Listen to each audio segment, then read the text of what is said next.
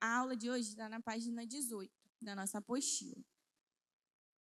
E aí, para começar, eu tenho 2 perguntas para vocês. E não tem um certo ou errado, mas é para a gente pensar junto. Vocês aprendem mais com regras ou com histórias? Vocês conseguem me responder? Um de cada vez, gente. Regra é muito difícil, né?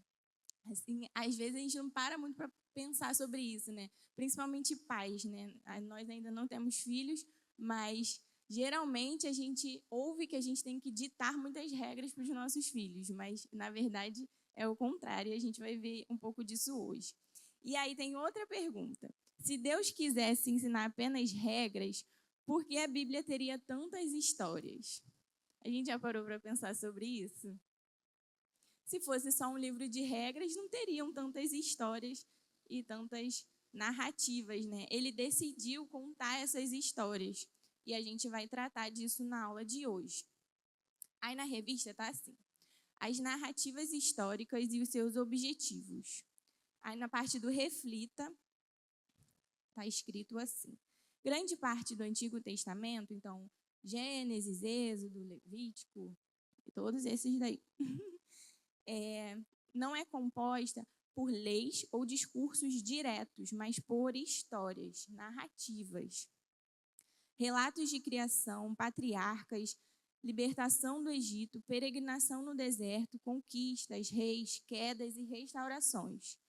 Porque Deus escolheu revelar-se em grande medida por meio de narrativas. Se Deus quisesse apenas transmitir regras, poderia ter entregue apenas mandamentos, mas ele nos deu histórias. Então, Deus não quis trazer só esses mandamentos, essas regras. Ele quis nos contar essas histórias para mostrar como ele age na história. E isso traz grande aprendizado, muito mais do que as regras e os mandamentos, né? E o que isso nos ensina, a gente vai aprender hoje. Na parte onde tem uma pergunta na revista, a pergunta que está lá é assim: quando você lê histórias bíblicas, você as vê apenas como registros do passado ou também como algo a ser considerado contemporaneamente? Então pensa aí, para você, dá mesmo para considerar essas histórias bíblicas, essas narrativas, como de fato histórias ou só como registros ali do passado?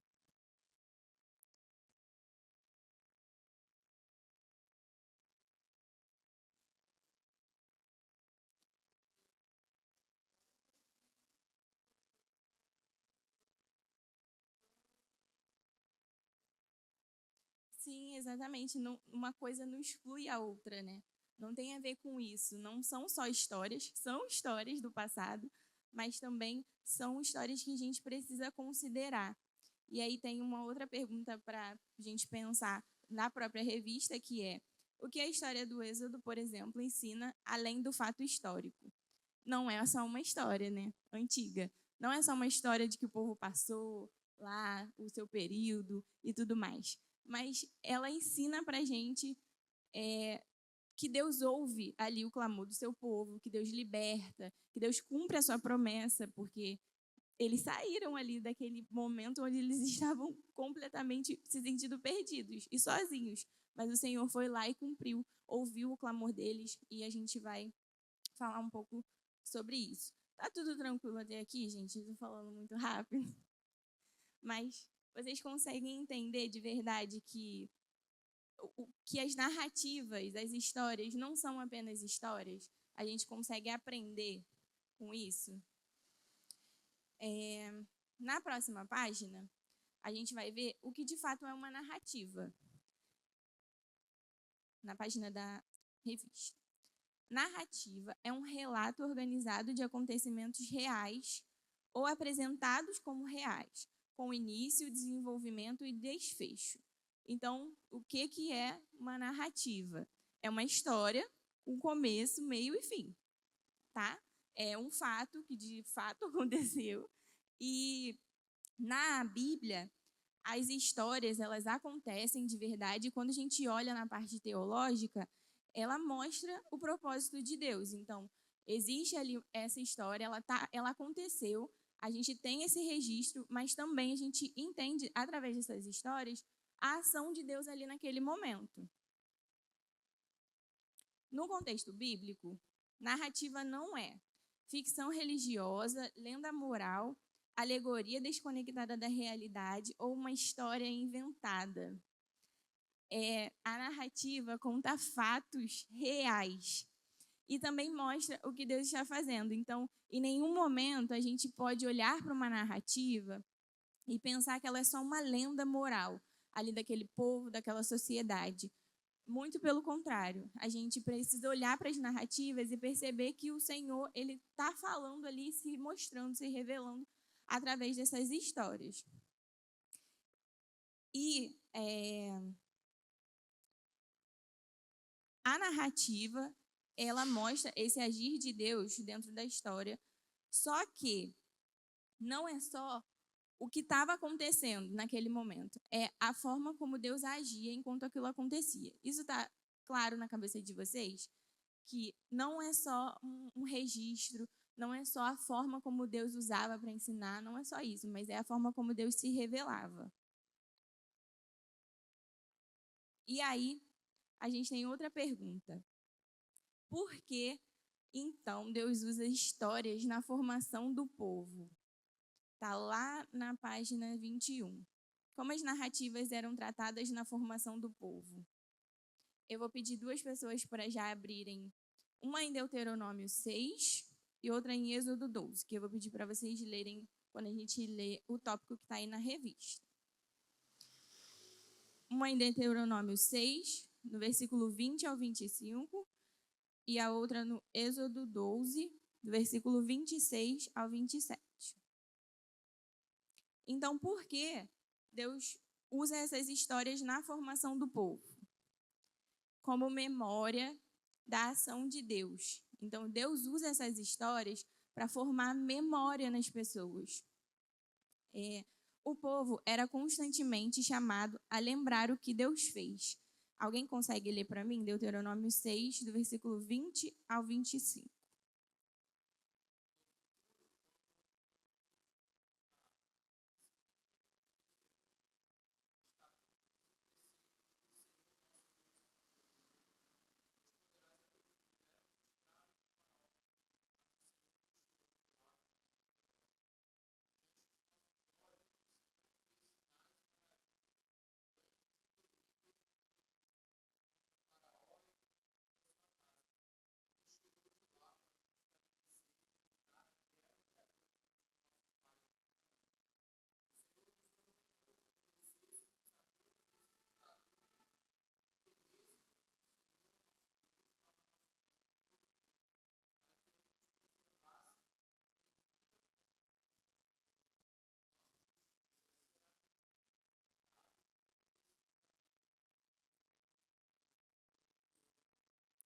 Então, aqui a gente vê claramente que os pais, eles contavam uma história. Não era só responder uma pergunta.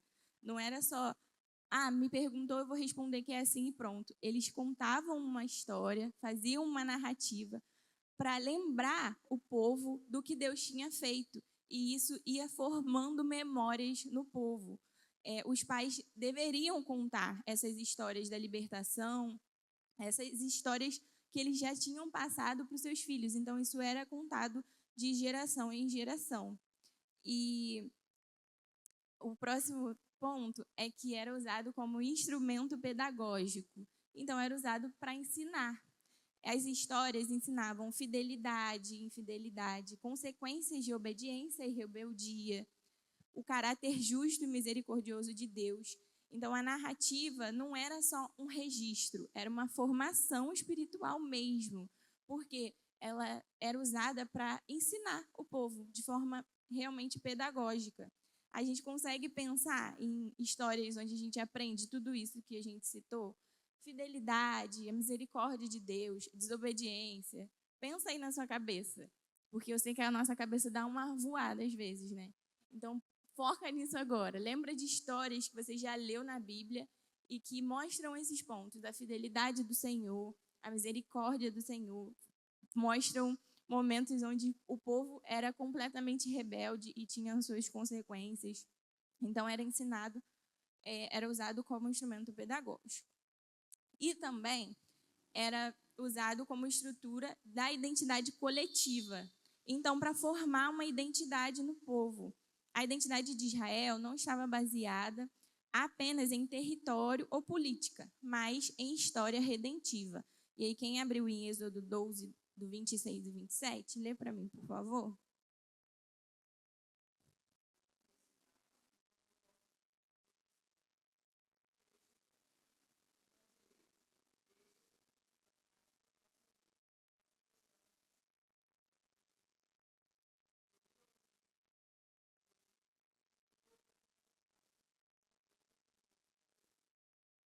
Então acontecia a pergunta: que rito é esse?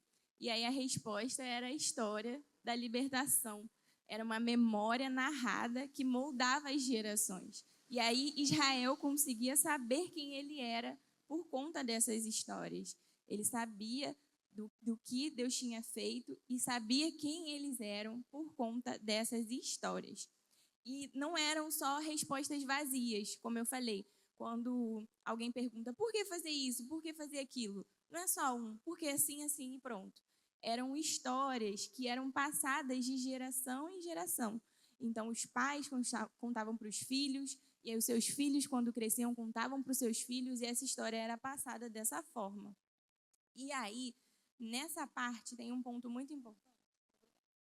Tem um ponto muito importante que eu queria que a gente pensasse junto. Sobre esse ponto das narrativas serem importantes na formação do povo e serem passadas de geração em geração. Desde o início, Deus não está formando indivíduos. Então, você não vê Deus chamando uma pessoa. Deus chama um povo. Ele sempre está falando de maneira plural. Ele nunca está falando de indivíduos isolados. E ele estava formando essa sociedade. A gente consegue enxergar isso na história bíblica? Vocês conseguem perceber isso? Ou não? É uma coisa que, nossa, nunca tinha parado para pensar. Não, né? A gente consegue perceber que era uma sociedade que estava sendo formada ali. Então, as narrativas bíblicas, elas mostram que Deus não queria ser apenas um Deus de momentos, de pegar um indivíduo e falar assim, vou fazer isso agora com você e acabou. Não, ele fazia uma construção. Então, não era só vou pegar esse indivíduo, vou fazer algo com ele, vou me revelar, vou mostrar o meu poder, e aí, a partir disso, eu vou para outra pessoa e faço dessa forma. Não, ele construía isso. Ele formou família, nação, de fato, uma sociedade, e tudo isso sempre baseado nele, porque nunca a gente vê isso fugindo da história.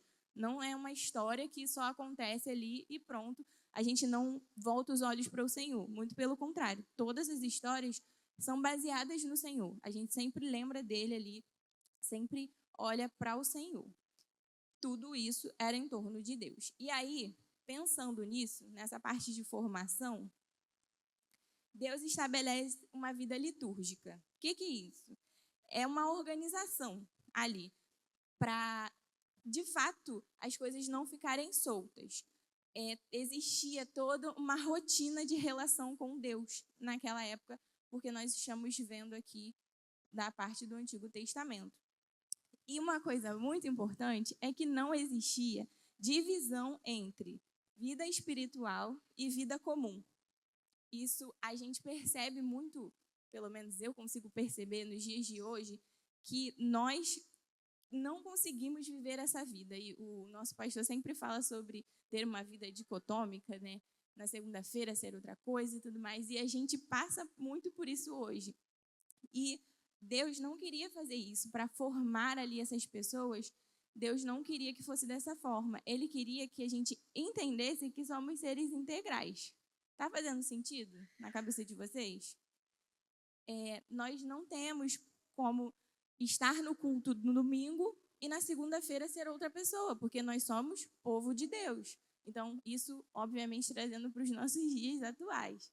Naquela época era a mesma coisa. Deus estava formando naquelas pessoas essa identidade de que não era só um indivíduo, era um povo que tinha uma vida inteira diante do Senhor.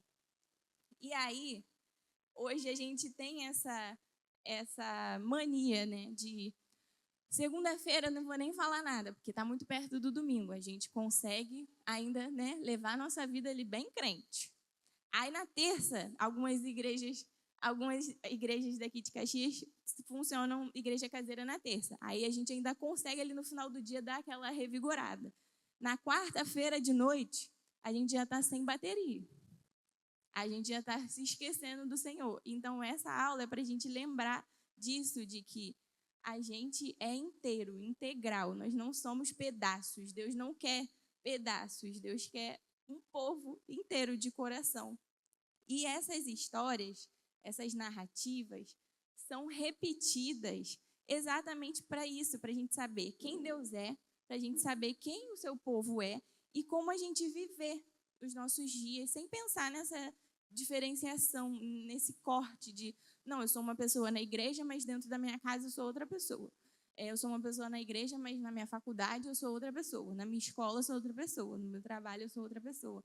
Não é isso. Então, a gente tem essas narrativas para entender esse contexto de que eram passadas de geração em geração para que a gente não se esqueça.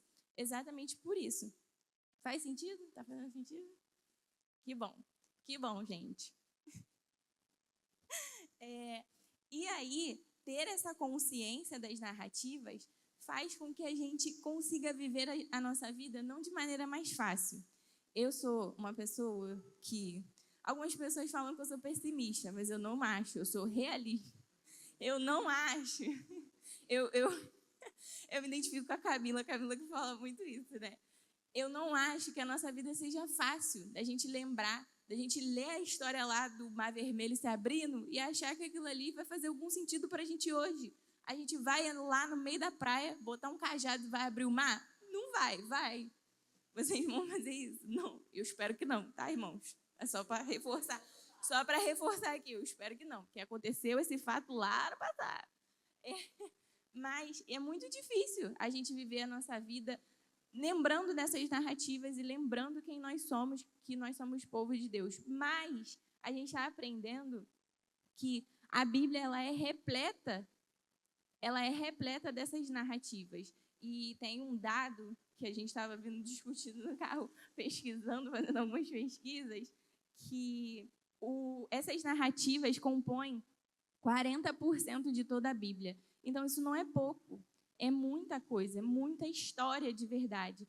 E aí a gente olha para a Bíblia e fala, eu vou ler só o Mateus, só o Sermão do Monte, porque faz muito sentido para a minha vida. Por quê? Porque eu sou discípulo de Jesus.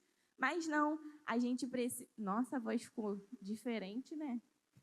Ô, Danilo, tá mexendo no meu microfone. Desculpa, gente. É porque a minha voz já é muito estranha, então eu fico pensando que vocês não estão conseguindo entender. Nós temos muitas histórias exatamente para a gente conseguir entender o propósito do porquê nós estamos aqui, do porquê nós somos povo de Deus, do que o Senhor fez naquela época. E vamos lá, continuando na nossa revista, a gente tem na página, e eu cortei aqui, não sei qual é a página, o papel formativo das narrativas. Qual é a página? 22. Então, o que vocês acham que seria esse papel? O papel formativo das narrativas. Um de cada vez, gente, que senão não dá para falar todo mundo junto. É sério, pensem aí, não precisa responder certo, errado, mas o que seria, de fato, esse papel?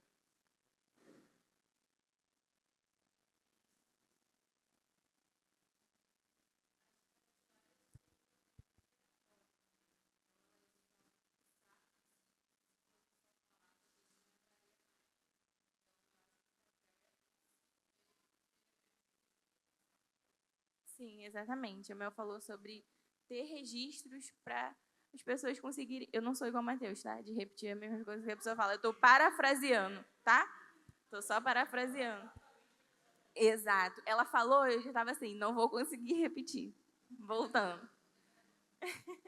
Era pedagógico, então, para ensinar mesmo de geração em geração. Então, tinha ali registros e tudo mais. Alguém quer dividir mais alguma coisa?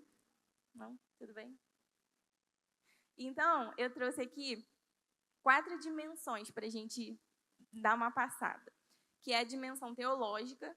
Então, as narrativas revelam quem Deus é, elas mostram ali o caráter de Deus em ação nessas histórias, nessas narrativas. A gente não aprende só por conceitos, por regras impostas. A gente consegue ver Deus agindo. Então, na dimensão teológica, é dessa forma.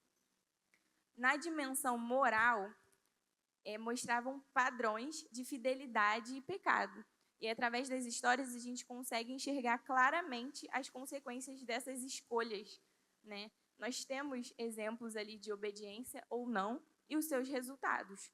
Então, na dimensão moral, a gente consegue perceber isso nessas histórias. Na dimensão pactual, eles reforçavam a aliança. Então, mostravam ali que Deus é fiel ao que ele prometeu. Então, mesmo quando o povo falhava, Deus continuava sendo fiel ao que ele prometeu ali. E ele cumpria isso. Existia, de fato, essa aliança, esse pacto com o povo. E na dimensão escatológica, as narrativas mantinham viva a esperança de promessas futuras. Então, sempre era apontado alguma coisa, relembrando aquelas pessoas de algo que ainda viria, né? Então, são esses pontos que fazem parte da formação ali do povo. Deu para entender? Gente, vocês conseguiram de verdade entender? E aí eu estava brincando com o Matheus em casa, eu falei assim, eu vou deixar a dinâmica para o final e eles vão pensar, nossa, não vai ter dinâmica, mas eu sou a pessoa da dinâmica, gente, de verdade. Não, você não pode fazer pergunta, você está excluído. Porque se você fizer pergunta, você mesmo vai ter que se responder. Fala. Fala, gente, mas Deus tem uma pergunta. Tá?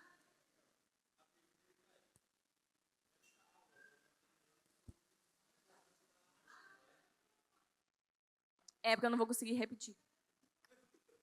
Então, nessa aula, nós aprendemos sobre a importância das narrativas, né? E de como que elas serviram para poder formar o povo de Deus ali no Antigo Testamento, né? Como que elas são importantes. E aí, eu queria ouvir de você qual conselho você daria para as pessoas que olham para as narrativas e... Porque, assim, eu já ouvi muitas histórias, as pessoas falando assim, mas eu acho isso aqui muito chato, eu acho essa história muito chata, então normalmente eu pulo essa história, né? Eu não leio essa história, eu ignoro ela de alguma forma, eu vou para uma outra mais interessante. Qual conselho você daria, né, para os irmãos que estão aqui, considerando isso, né? Isso que nós estamos aprendendo hoje, a importância das narrativas e, eventualmente, o fato deles acharem chato de alguma forma, né? O que você diria para a gente em relação a isso? É chato. De fato, é chato, gente. Quem não gosta de ler, não tem o costume, hábito, ou conhecer histórias e tudo mais, é chato, né? A gente lê. Mas a gente não precisa ler, por quê? Porque a nossa aula hoje mostrou pra gente que isso faz parte da nossa formação teológica, da nossa formação espiritual. Então, não é... Lembra que eu falei que não são regras, são histórias para revelar quem Deus é? Sim, mas o fato de ser história não exclui o fato de serem mandamentos, de serem regras de verdade, onde o Senhor ele mostra pra gente, faça isso, não faça aquilo. E como que a gente vai saber, igual a pergunta que teve, que a gente leu lá em Êxodo, quando alguém perguntar pra gente, que rito é esse que vocês fazem? Por que vocês fazem isso dessa maneira? Se a gente não lê, a gente não vai saber fazer, ou a gente não vai saber falar. Então, a gente precisa ler essas narrativas para a gente conhecer quem era o povo de Deus, porque se nós hoje lemos no Novo Testamento que nós fomos enxertados nessa família, que nós estamos fazendo parte do povo de Deus, que nós somos povo de Deus, como que a gente vai entender de onde veio esse povo de Deus? E aí entra essa parte teológica, né, que a gente viu lá na primeira aula introdutória da escola bíblica, do porquê a gente estudar teologia, para que é a teologia? É para todo mundo, para todos os crentes. Então a gente precisa ler exatamente por isso. Então não dá para pular. Não dá para pular a gente lendo o tamanho da cortina que tinha que ter dentro do templo. Por quê? Porque a gente aprende sobre o caráter do Senhor, que ele não faz as coisas de qualquer forma, que ele faz as coisas corretamente, que Ele gosta de coisas boas. Então, nós olhamos para o Senhor e precisamos refletir isso. E como que a gente vai refletir isso se a gente não conhece quem a gente está refletindo? Então, essas histórias são para isso, para formar nosso caráter, para formar memórias, para ensinar a gente. E a gente só aprende se a gente lê. Foi respondido? Então, não quero abrir para perguntas. Pergunta, Jonathan, que vai responder o Matheus. Gente, eu estava com duas coisas em mente que eu queria compartilhar. Em 2024, a gente conheceu um judeu messiânico, né? Eu acho que a gente brasileiro, a gente não tem uma percepção tão profunda quanto essa questão didática, né? Por exemplo, os pratos que eles usam para se alimentar, existem uma série de mensagens expostas ali sobre a história e estrutura do povo judeu. Por exemplo, era um prato bem grande, se eu não me engano, era em torno de 9 porções que poderiam ser colocadas, e cada porção daquela, por exemplo, onde colocava o tomate, onde colocava a cenoura, existia uma história apontando desde o povo no Egito até a ressurreição que eles esperam encontrar no Senhor, né? Então, assim, essa questão estrutural pedagógica para um judeu, ela é muito profunda, e a gente, no Ocidente, aqui parece que a gente não tem essa percepção tão clara, né? A outra coisa é sobre esse fato que você falou de olhar para a narrativa bíblica, principalmente no Antigo Testamento, e às vezes isso gera um pouco de cansaço. Quando a gente olha para o plano de Deus como um todo e vê o Senhor se revelando por meio da história, isso parece que gera muito mais desejo em se debruçar nas Escrituras. Por exemplo, quando a gente vê profecias que existe um apontamento direto para a conclusiva em Cristo Jesus, faz a gente olhar para isso e dizer, cara, uau, tipo, o Senhor foi fiel em 400 anos de história ou mais em cumprir aquilo que ele prometeu, né? Por exemplo, Abraão viu o dia do Senhor. E aí o livro de Hebreus é muito enfático em revelar isso. Então, isso gera em nós um desejo muito maior. E é claro que é pela ação do Espírito, né? De nos conduzir para esse lugar, porque realmente, naturalmente, às vezes é muito chato, né? Mas quando a gente é disciplinado e encontrado pelo Senhor, o Espírito ele vai transformando o nosso coração e nos fazendo ser pessoas que amam de fato sua palavra, né? Tem que perguntar para ele. Lá no centro da cidade. Tu acha que você... O Madureira também, que a gente mora lá, então... mas de fato, a gente não tem essa prática aqui, né, desse lado de cá. A gente fica meio achando que as coisas são só histórias, ou são até subjetivas ali, se a gente pode escolher ler ou não. Mas é o que você falou, a gente não consegue ter essa chama acesa dentro da gente do retorno do Senhor, assim como a gente viu na parte da dimensão escatológica, se a gente não entende as promessas do Senhor, porque se Ele prometeu e Ele é fiel para cumprir, e eu só sei que Ele é fiel para cumprir por conta dessas narrativas que me mostram isso, que Ele fez no passado e Ele faz hoje, isso não acende no meu coração. Então, não adianta a gente falar que a gente, ai, Senhor, eu espero o seu retorno, mas eu não consigo ler a história que Ele fala sobre essa promessa. Então, a gente precisa ler essas histórias. E aí, como eu estava falando das questões da dinâmica, a nossa ideia é fazer uma aula mais participativa mesmo, não necessariamente sempre com dinâmicas, tá, gente? Então, não vai ser sempre que vai ter uma dinâmica, mas vão ser sempre com perguntas, então abertos para a gente dividir, para a gente perguntar, muitas vezes perguntar para o Matheus, especificamente, né, que ele vai responder.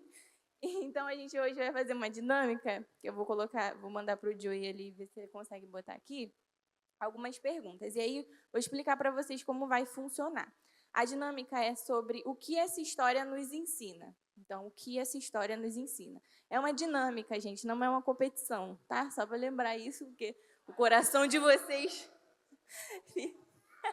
Eu queria que vocês se dividissem em...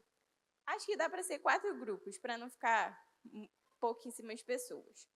E aí eu vou pedir para vocês pegarem aqui. Então, gente, se dividam em 4 grupos, por favor. Então, escolham aí e alguém vem aqui para pegar o papelzinho com essa história. Quer qualquer um? Quer escolher?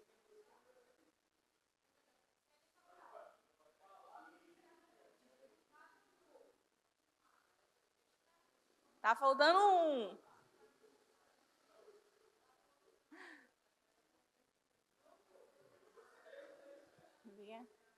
E aí, gente, presta atenção aqui. O que nós vamos fazer? Vou explicar agora. O que nós vamos fazer? Cada um de vocês pegou uma história bíblica. A gente sabe muitas das histórias, mas caso vocês não saibam, dá uma lidinha aí rápida, relembra essa história. Por quê? O que vocês vão fazer? Tendo em vista tudo que a gente viu na aula de hoje sobre narrativa, sobre a importância da narrativa, sobre como Deus age dentro da história, que não são só regras, que não são só histórias passadas, que elas ensinam, formam identidade. A gente vai pegar essas histórias e vai responder essas perguntas que o Joey vai colocar ali, eu acho. Então, são perguntas para dar direcionamento para a gente. Então, o que acontece nessa história? Como Deus estava sendo lembrado nessa narrativa? O que essa história revela sobre Deus? Então, o que podemos aprender sobre Ele nessa narrativa? E o que ela ensina para a gente nos dias de hoje, para a nossa vida hoje, uma aplicação prática. Só que isso tudo, eu vou dar 5 minutos para vocês relembrarem essa história. Relembrar a história. É só relembrar.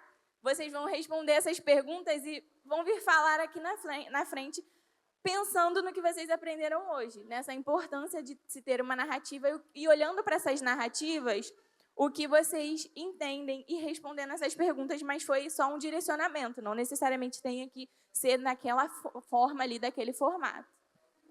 É só para saber se vocês conseguiram entender a aula, gente. Vamos lá. Caso vocês tenham alguma dúvida, vocês perguntem. Mais 10 minutos, 10 minutos. Que a gente já está quase acabando o nosso tempo. Foi, gente? Então, vai lá. Quem vai começar? Ana? Vem, Ana.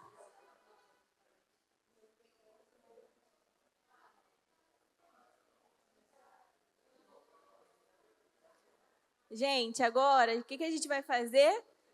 Gente, o que a gente vai fazer agora? Prestar atenção na história do amiguinho. Amém? Vai prestar atenção para a gente entender se a gente de fato compreendeu a aula.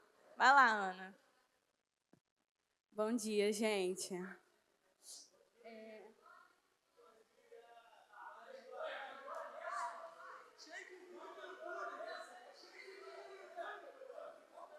Vamos lá, então.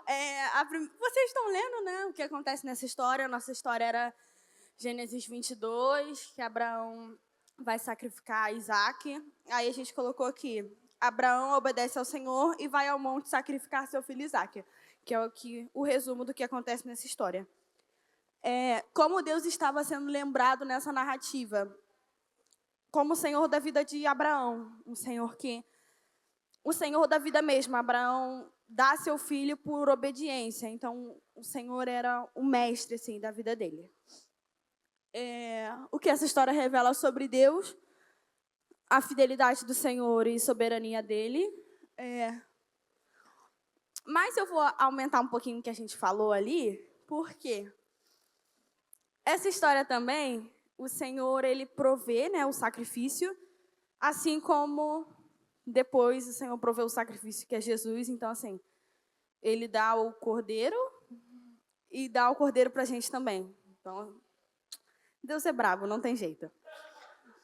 Não esqueça tudo, ele é o melhor. Enfim, e o que ela ensina para a nossa vida hoje é o Deus que nos surpreende, continua nos surpreendendo até hoje e que é um Deus cuidadoso. Amém? Amém? Amém, amém. Obrigada, obrigada. Muito bom, gente. Adoro vocês torcendo.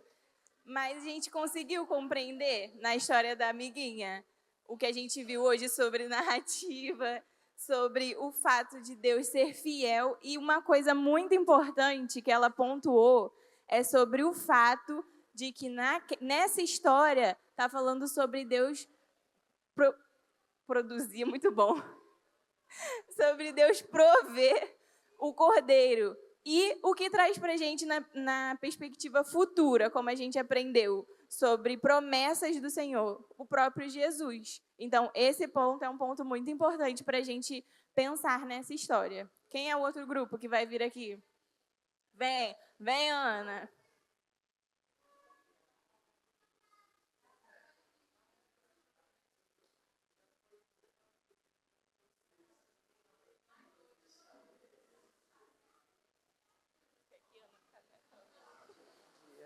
Bom dia, irmãos. A primeira pergunta, o que acontece nessa história? A gente botou bem, a nossa é Gênesis, José e seus irmãos, Gênesis 37, 39 e 45. A resposta da primeira pergunta foi bem simples, José é vendido. Para a segunda pergunta, como Deus estava sendo lembrado nessa narrativa? Deus estava sendo lembrado como um Deus que cuida e, apesar do sofrimento, ele sempre esteve com José, assim como ele sempre está conosco, apesar dos sofrimentos. Para a terceira pergunta, o que essa história revela sobre Deus? Revela que Deus é conosco e reconciliador em todo o tempo. Na quarta pergunta, o que ela ensina para a nossa vida hoje? Ensina a sermos fiéis a Ele em todo o tempo, mesmo em meio às diversidades, e que Ele cumpre suas promessas. Isso aí, exatamente. Essa história, eu particularmente gosto muito dessa história, porque nem sempre a nossa vida dá tudo certo. Na maioria das vezes não dá. Lembra que eu falei que eu sou bem realista? Então, não dá, e aí a gente consegue ver o Senhor, até mesmo nessas nossas dificuldades. Por quê? Porque Ele não muda. Ele é quem Ele é. E através dessas histórias, isso reforça no nosso coração que, apesar das dificuldades, Ele continua sendo fiel e tudo mais. Vamos lá, Jonathan, vai vir você?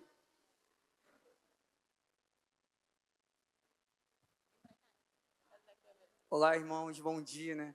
A gente pegou a história sobre a travessia do Mar Vermelho, né, que está representado no Êxodo capítulo 14.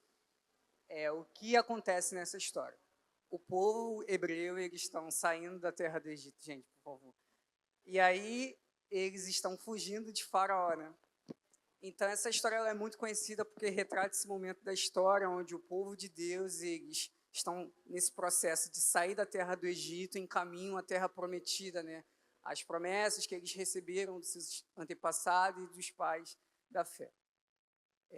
E como Deus estava sendo lembrado nessa narrativa, né? É muito interessante a gente ver que a didática que o Senhor usou naquele momento e naqueles dias, ela foi uma didática muito construtiva, né?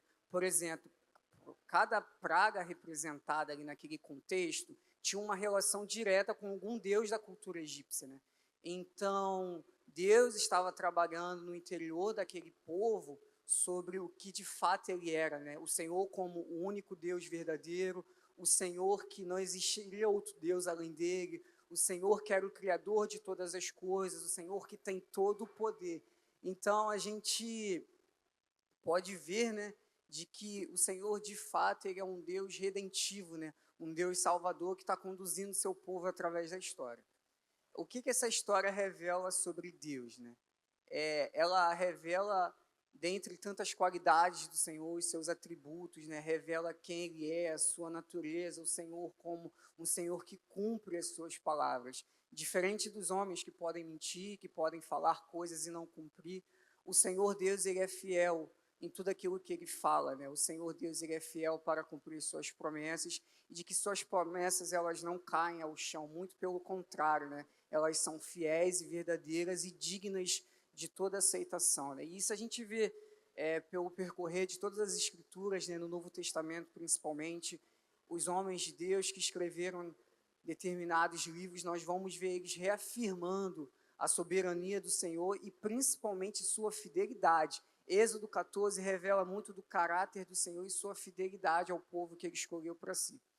E finalizando, né, o que ela ensina para a nossa vida hoje, né?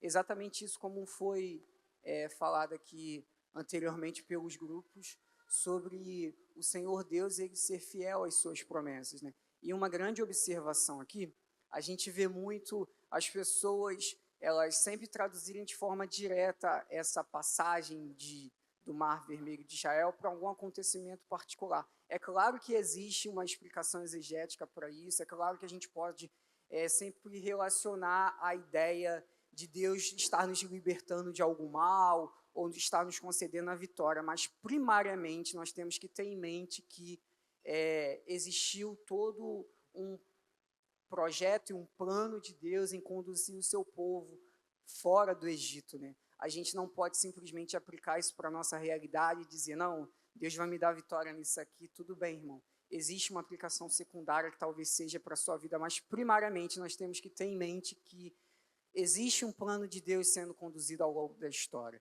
Existe um plano de Deus sendo narrado, né? Então, a nossa vida, ela precisa estar submetida a esse plano maior de Deus, né? E que muitas vezes o Senhor Deus não nos vai nos livrar da prova, mas Ele vai estar conosco na prova e vai também nos livrar do mal. E é isso, irmão. Amém. O irmão se empolgou, né? O irmão se empolgou. Mas, gente, é exatamente como eu falei, né, na nossa aula. Não é que a gente vai lá no meio do mar hoje e abrir o mar, tá? Por favor. A história não tem a ver com isso, tem a ver com a fidelidade do Senhor, assim como o Jonathan falou. Vocês, quem vai me falar? Melina. Bom dia, gente. A nossa história foi a história do dilúvio, da Arca de Noé. E o que acontece na história é que a maldade das pessoas aumenta a tal ponto que Deus resolve dar um reset na terra, destruir tudo, começar de novo. E aí ele salva Moisés e a família. Moisés, ó, tá vendo? Noé e a família dele, que era o único homem que foi encontrado por Deus como sendo um homem bom e justo no meio daquela maldade. Como Deus estava sendo lembrado nessa narrativa? Eu acho que a primeira coisa que mostra, antes dos elementos do caráter de Deus nessa narrativa, é que Deus se envolve no que está acontecendo na Terra. Ele não foi um Deus que criou, deixou para lá, vocês se virem, agora eu vou fazer outra coisa e não vou me envolver. Deus continua sendo um Deus transcendente, poderoso, mas que ainda tinha seu coração afetado pelo que estava acontecendo na Terra. E dentro disso, ele se revelou um Deus misericordioso, porque salvou Noé e a família, mas um Deus justo, fiel e poderoso, porque ele poderia ser justo, ser bom e não ser poderoso para praticar a justiça, né? Mas ele tem tudo. O que essa história revela sobre Deus? Licença. Que Deus é justo e Deus não ignora a maldade. Às vezes a gente vê Deus pintado como quase que o Barney, né? Ele é um meu amigo grandão que vai me abraçar e vai ficar tudo bem. Mas Deus é justo. Ele não varre a sujeira para debaixo do tapete, ele não finge que não está vendo, ele não ignora a maldade, ele executa a sua justiça de acordo com o seu caráter, e não de acordo com a opinião do homem, mas de acordo com o caráter dele, a justiça dele vai ser executada. E ainda assim, executando a sua justiça, ele faz um caminho de misericórdia para aqueles que se relacionam com ele e que buscam viver uma vida piedosa no meio de um mundo mau. E o que ela ensina para a nossa vida hoje? Para começar, o que ele mesmo quis nos ensinar, porque ele fez uma aliança com Noé e colocou um sinal nos céus para lembrar dessa aliança eternamente. Então, ele falou, vou colocar isso daqui para quando você olhar, você se lembrar de que eu não vou mais destruir a terra com água dessa maneira. Isso não vai mais se repetir. Então, o que nos ensina é que Deus cumpre as suas promessas, porque isso já faz alguns milhares de anos e Deus não quebrou a sua promessa. E, além disso, é uma história que aponta para uma ação futura. Nos ensina que Deus pode executar a sua justiça, Ele é poderoso para isso, nos aponta para algo que Ele ainda vai fazer, porque ainda vai vir um juízo global. A Bíblia fala que Ele não mais vai destruir o mundo com água, mas fala sobre o juízo que Ele mesmo vai executar sobre toda a terra. Então, isso é uma verdade para estar na nossa consciência, de que o Senhor já executou o juízo no passado e Ele ainda irá executar também no futuro, e isso não é um motivo de medo para os que creem no Senhor, isso é um motivo de alegria, porque o nosso Deus é justo e Ele se levantará sobre a terra. Amém, gente.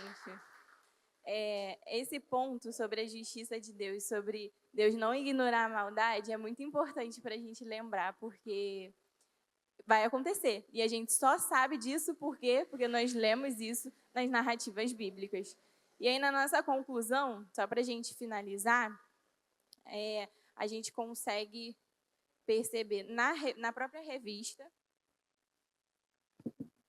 Eu vou ler com vocês. As narrativas bíblicas não foram registradas apenas para informar, mas para formar. Isso está claro, né? Para a gente conseguiu perceber isso ao longo da nossa aula. Elas não foram escritas só para contar o passado, não são só histórias. Elas formam ali o povo de Deus, mostram quem Deus é e assim nós conseguimos saber quem somos. Elas constroem identidade, moldam caráter, preservam memória. O povo de Deus não era formado apenas por mandamentos, mas por histórias que revelam a fidelidade do Senhor ao longo do tempo. Isso é muito importante. Deus é fiel e ao longo dos anos, ao longo do tempo, isso não muda. E em todas essas histórias que nós vimos, que vocês conseguiram reproduzir e contar e responder as nossas perguntas, nós percebemos uma coisa em comum, que Deus é fiel e Ele vai cumprir o que prometeu. Mas para a gente saber o que Ele prometeu, nós precisamos ler essas narrativas. Por isso, nós precisamos ler essas histórias da Bíblia. E, como eu falei, nem tudo que está lá, nem todas as histórias, e como bem o irmão Jonathan pontuou aqui, não são para a gente copiar, não é para a gente fazer igual. Tem histórias que são histórias para a gente olhar, ver o que aconteceu naquela época, entender ali, de fato, quem Deus é, o que Ele queria falar com isso. Então, as narrativas, todas essas histórias, elas apontam para um plano redentivo. Então, isso é o que tem que ficar na cabeça de vocês. As narrativas, as histórias bíblicas, elas apontam para isso, para ir para a formação do povo de Deus. Porque, novamente, vou repetir novamente, nós não conseguimos ser povo de Deus se nós não sabemos dessas narrativas. Então, por isso a importância da gente ler essas narrativas. E mostram que Deus é soberano, né? Nunca teve um momento na história que não foi. Nós conseguimos ver hoje a soberania de Deus e nessas histórias que nós dividimos, nós conseguimos ver a soberania de Deus. E que Deus age com a sua providência divina. Ele sempre está ali. Como a Mel falou, ele não está aquém da história. Ele está ali, ele está se envolvendo com o seu povo.